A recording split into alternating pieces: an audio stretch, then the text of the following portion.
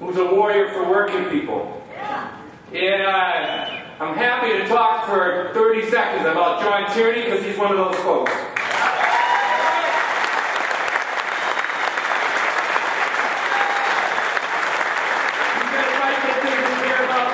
Medicaid, Social Security, the things that my dad, who was a World War II vet, came back from the war and thought he was building a society that he could leave for me, that I can leave for my children. I can tell you, John understands jobs training. I've seen what he's done in our district. And he's going to do it, and he's going to win in this election against an empty suit who is running a vicious personal lying campaign to destroy John personally, because that's all he's got.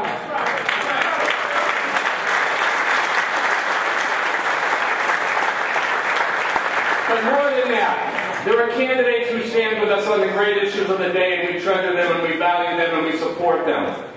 But there's other guys like John Tierney, the kind of guy who will come by to Union Hall and sit down with your stewards and take the time to listen to them and to educate them. The guy who will give us honest counsel and advice, which we need, and will tell us where he thinks we're right and wrong in an honest exchange. A guy who will come into a town like Lynn and sit down with the seniors, sit down with the community groups, the immigrant groups, who represents everybody in the 6th District. And one more thing.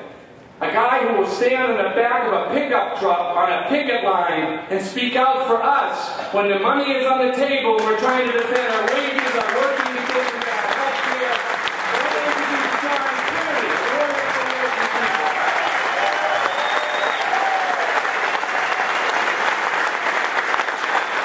This is about America. This is about where we're going to take this country.